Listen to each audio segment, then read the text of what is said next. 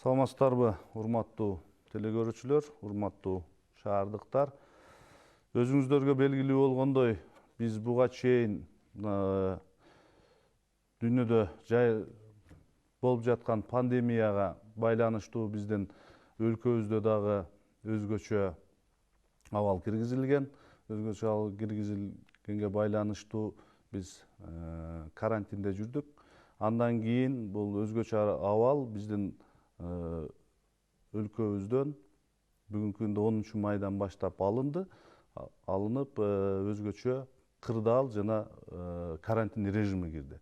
Бул иштеп жаткан ишканалар боюнча мен айтып өтсөм, бул 25 марттан башталган, бул этап менен болуп атат. Бул биринчи этабы 25 мартта 41 ишканага биз уруксат бергенбиз. Андан кийин 1 майдан баштап жанагы такси кызматы, курулуш, нотариустерге дагы уруксат бергенбиз. Бүгүнкү күндө 3 этабы башталды десем болот. Бул 3 этабында бүт лабораториялык ишканалар, финансы жактан институттары, акча алмаштыруу, ломбард, курулуш материал базарлар, азык-түлүк мурункудай эле ошол режимде иштеп келе жатат. Биз буга уруксат бердик. Өзүңүздөргө белгилүү болгондой, бул эми ишканалардын иштөө тартибин биз талап коюп атабыз. Ошол жердеги санитардык абал болсун деп. Санитардык абал деген кандай? Бул деген ошол жерде антисептиктер болушу зарыл. Ошол жердеги иштеген мекеме ишканаларда иштеген кызматкерлерге өзүнүн коопсуздугу үчүн бүгүнкү коюлуп жаткан талаптарды сактоо болуп эсептелет.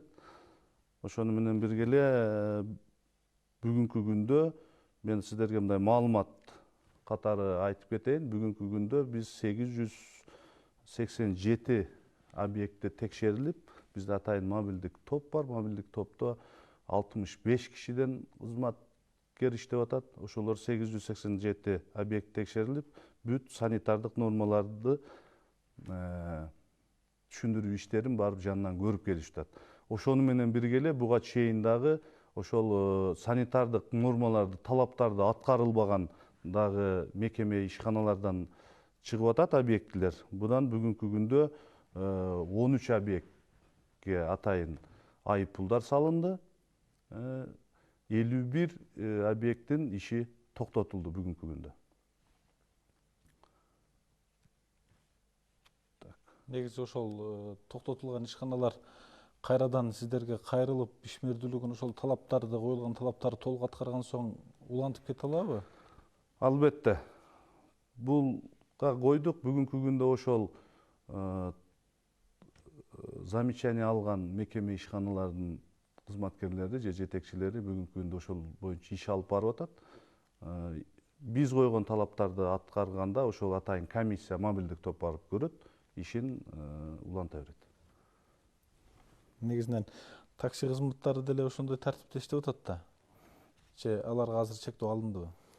Жок, такси кызматтарынын деле ошол боюнча калды. Себеби дегенде бүгүнкү күндө өзүңүздөргө белгилүү болгондой 21 майдан баштап коомдук транспорт каттамы ишке ашырабыз деп турабыз. Ошого чейин дагы 1 майдан баштап такси кызматы ишке кирген. Такси кызматына дагы ошондой эле талаптар, ошол кардарды салып, өзүнүн жеткизген жерине жеткизип, кайра ошол таксини өзүнүн жанагы дезинфекция иштерин аткарсын деген талап менен иштеп атат. 2 кишиден ашыкча адам салып жүрбөө жарандарда. Рахмат. Дагы эле суроого келе турган болсок, бул салык маселеси боюнча маселелер көп айтылып жатат. Салык жыйноонун акыркы көрсөткүчү Ош шаарында кандай болду? Канча сомго же канча пайызга аз чогулду шаардык бюджет? Эми өзүңүздөргө белгилүү болгондой, бүт бүгүнкү карантинге, өзгөчө абалга байланыштуу биздин салык төлөөчү ишкерлер бүт баары ишин токтотконуна байланыштуу Ош шаарында жергиликтүү казынага салыктын келип түшүүсү кескин төмөндөп кетти. Мына апрель айынын эле мен айтып берсем, салыктын аткарылышы 37% түздү да, апрель айында. Анан эми бул деген апрель айына бизге мындай тактап айтканда 102,2 миллион сом план жеткирилген акча топтоо боюнча. Аткарылышы 37,7 миллион сом акча келип түштү. Негизинен 11-майдан тарта уруксат берилген ишканалардын иштеп баштоосу менен шаардык казынаны толтуруу мүмкүнчүлүгү артабы? Булардан кандай божомол күтүлүүдө? Булардын иштикке киришүүсү менен салык төлөө, шаар казынасын толтуруу кандай болушу мүмкүн?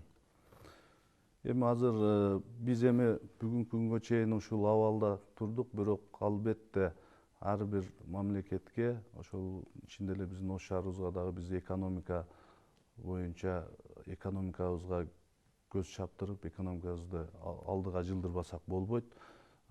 Себеби дегенде бүгүнкү күндө бүт биздин шаарда болуп жаткан соц объектилердин курулуп жаткандары бүт ошол салыктын эсебинен, жергиликтүү бизге түшкөн салыктын эсебинен болот. Ошондуктан биз бүгүнкү күндө азыр такай иш алып барып атабыз. Ушул салыкты кайрадан бир жандандырып, казынаны көбөйтөлү деген максатта.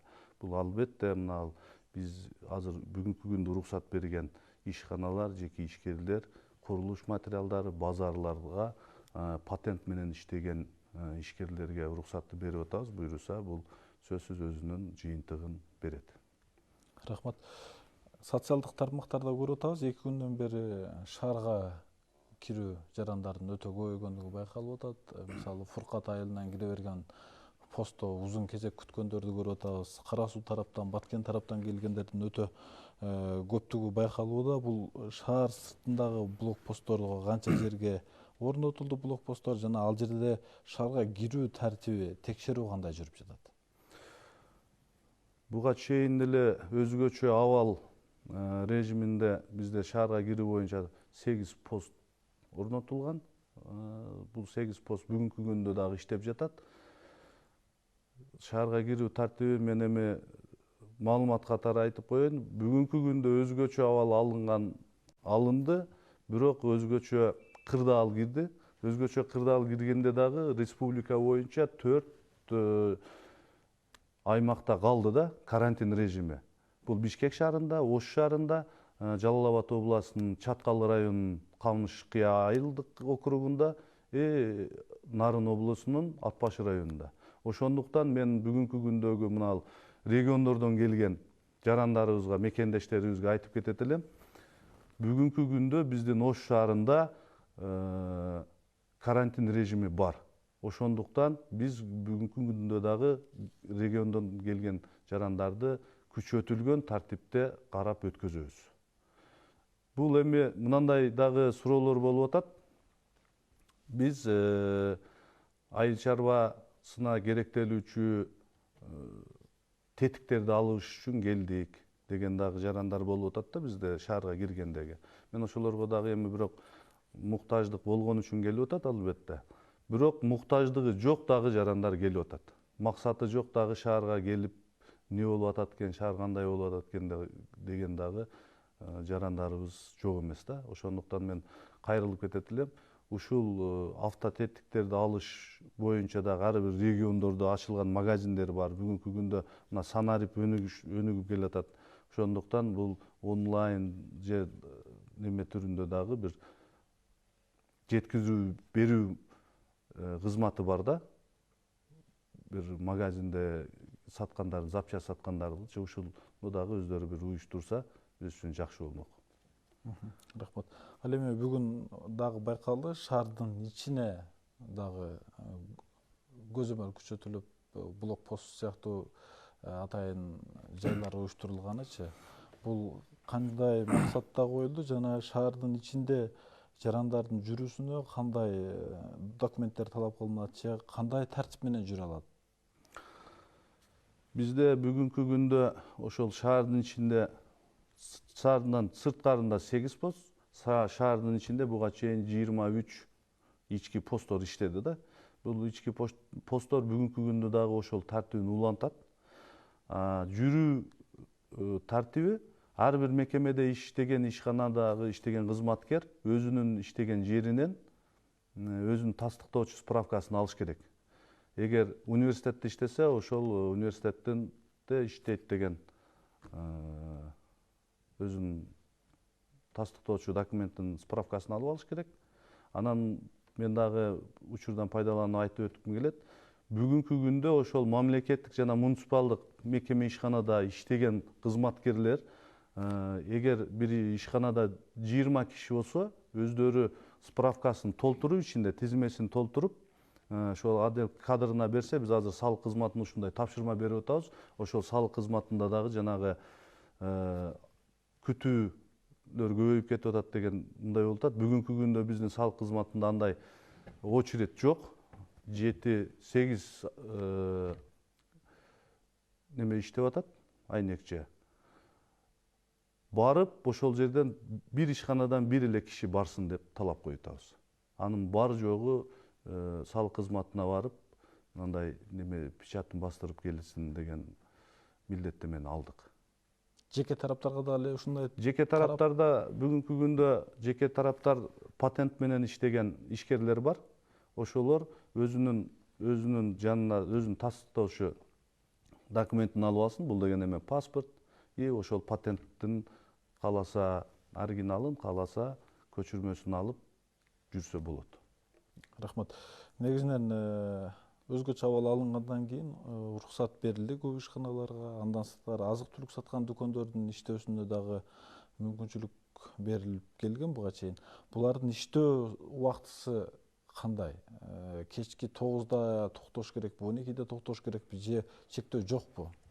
Жок, бүгүнкү күндө мурун буга чейин өзүңүздөр билесиздер, өкмөттүндөгү штабтын атайын чечими келген.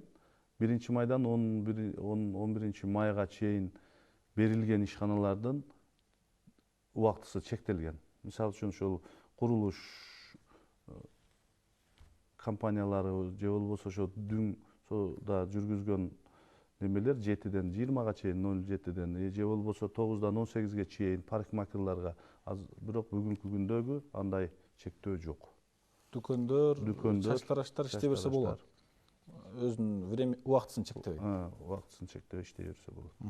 Рахмат сизге. Бирок эми ушул иштей берет экенбиз, ушундай деди деп буну бир өздөрүнө бир неме катары кармабаш керек. Суранып кетет элем. Себеби дегенде бүгүнкү күндө биздин Ош шаарында же өлкө боюнча бул вирус жок болуп, бул оорудан арылып кеттик, бизге боло берет деген түшүнүк болбош керек. Себеби дегенде бизде дагы бүгүнкү күндө дагы коркунуч бар. Ошону ар бир жаран өзүнө жакын алып, өзүнүн коопсуздугун сакташ ар бир жарандын милдети деп эсептейм. Рахмат сизге. Жыйынтыктоочу сөз берели анда.